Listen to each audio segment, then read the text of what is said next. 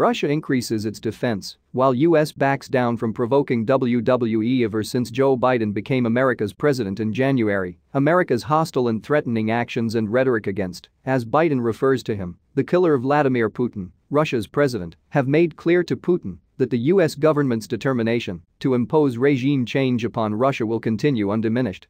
This hostility from Biden has dashed Putin's hope that the string of sanctions which the U.S. government has constantly been adding to ever since President Obama started the anti-Russian sanctions in 2012 would end, or at least not continue to be added to, under Biden.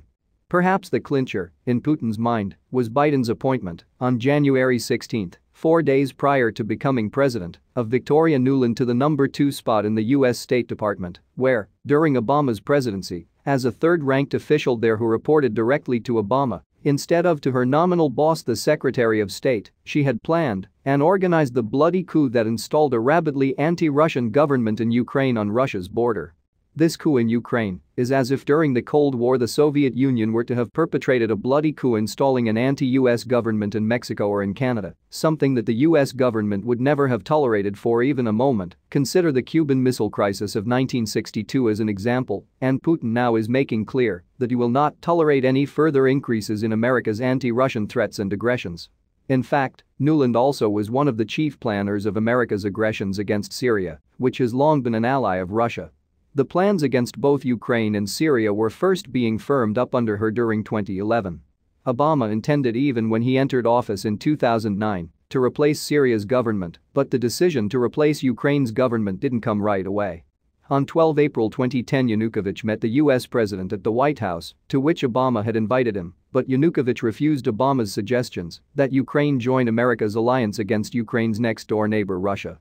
On 2 July 2010, U.S. Secretary of State Hillary Clinton and Yanukovych held a joint press conference in Kiev, where she said that she had discussed with Yanukovych joint military exercises with U.S. forces against his neighbor, Russia. Yanukovych declined the demands, and Nuland already by no later than 23 June 2011 was planning for the coup.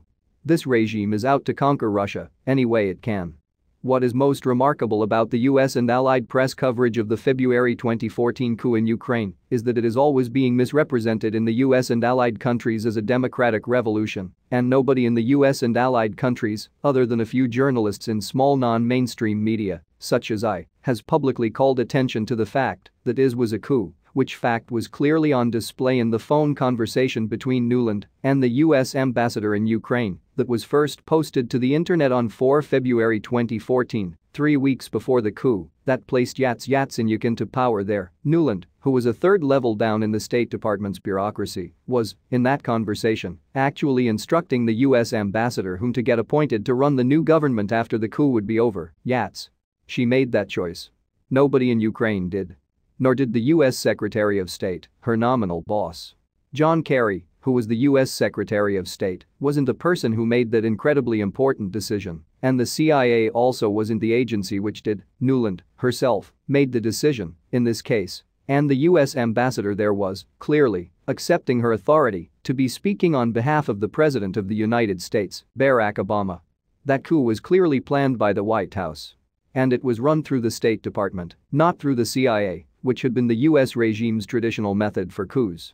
The CIA was just paying the bribes and hiring the goons, not doing the planning for this operation. Furthermore, the conversation, at its very end, dotted the i's on her authority and indicated that VP Biden was aware that she possessed direct authority from Obama to make these decisions. Biden's claims during the 2020 presidential contest, saying that Obama had given Biden the authority to run the Ukrainian operation, were lies.